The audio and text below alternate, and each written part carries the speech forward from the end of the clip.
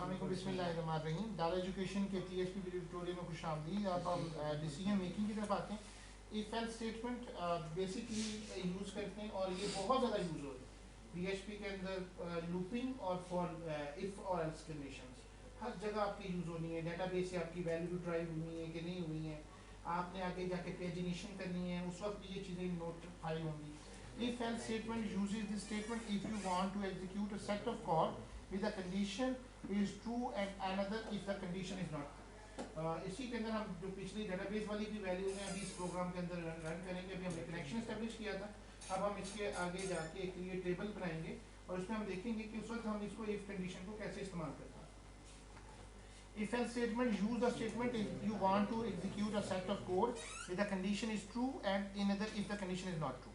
Else if statement if used with the if else statement to execute a set of code if one on the several condition is true. अब आपको ये condition लगाते हुए ये ध्यान रखना चाहिए कि कौन सी वाली वैल्यूज आपकी कब आनी। जैसे इस वक्त हमने लगाया तो इफ और एल्स हमने इस प्रोग्राम में यूज़ की थी। अब हम एक डेटाबेस के साथ कनेक्टिविटी करके एक फ़ाइल बना रहे हैं जिसका मकसद हमारी टेबल को इंक्लूड करना है। तो अभी हमने पिछले ट्यूटोरियल के अंदर कनेक्शन की फ़ाइल को इस्टेब्लिश किया था, तो उसको जस्ट आपने इंक्लूड करना है, इंक्लूड, और हमने इसको कनेक्शन डॉट PHP इंक्लूड कर ली।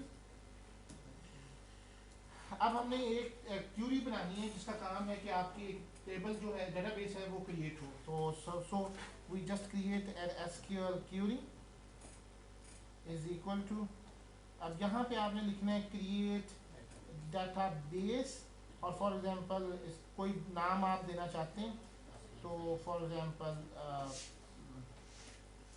इसका नाम रख देते हैं शॉप।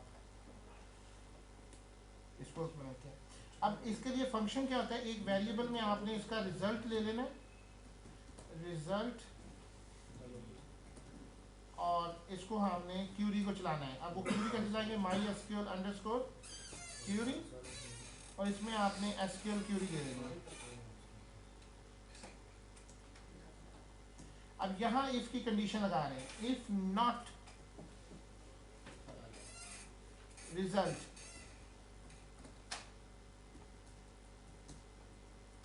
तो इको कर दें unable to create the database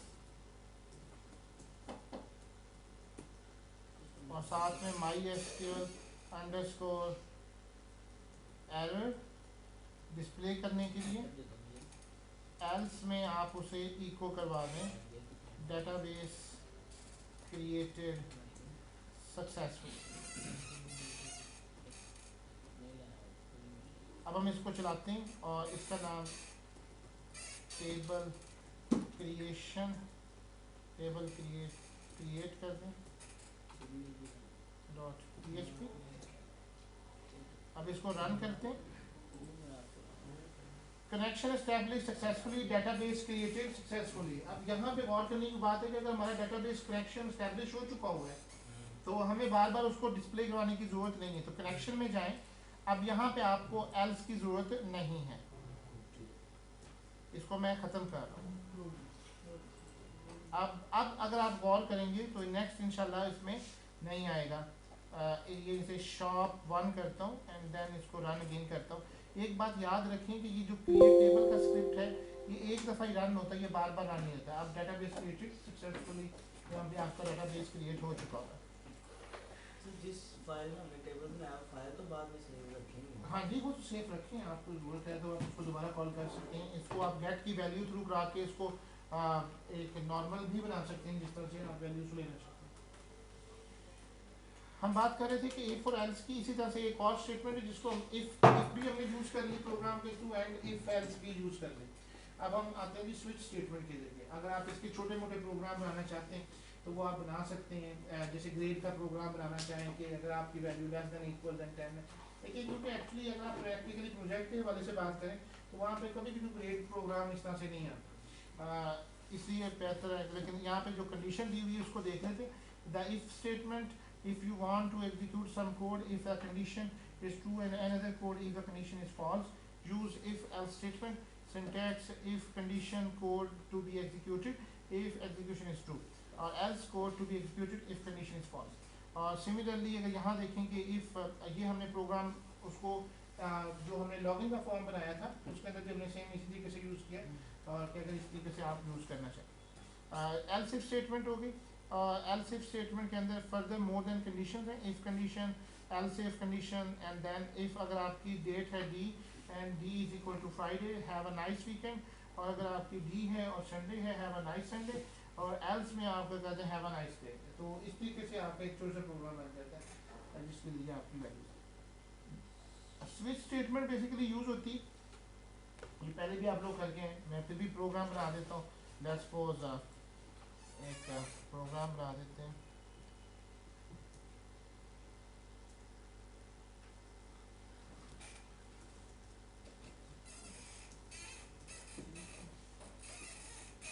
eco करवा देते हैं जी स्विच ग्रेड प्रोग्राम.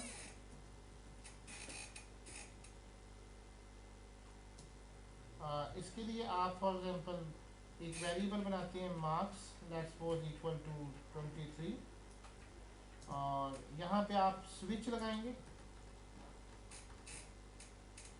और इसके अंदर आपने वेरिएबल दे देना है जो आपका मार्क्स है.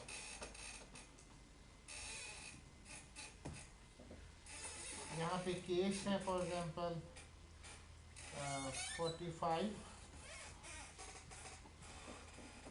इको कर दें sorry you are fail.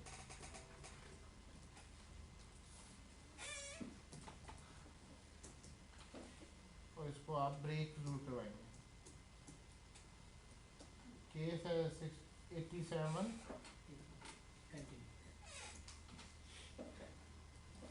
Eco you pass करते हैं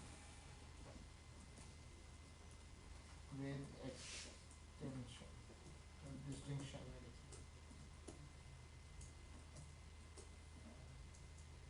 और डिफ़ॉल्ट में आपकी सारी वैल्यूज़ आ जाएंगी जो आपकी हैं. Not sure about.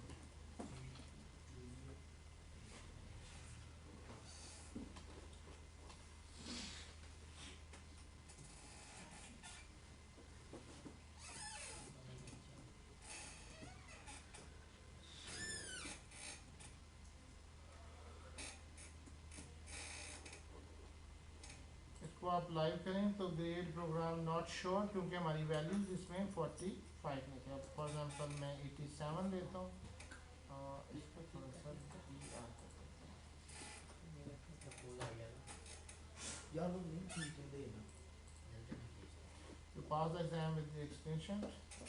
और फिर ब्रेक स्टेटमेंट नहीं लगाई थी आपने. अब इस प्रोग्राम सो यही आपकी स्विच स्टेटमेंट थी. Thank you very much. Allah.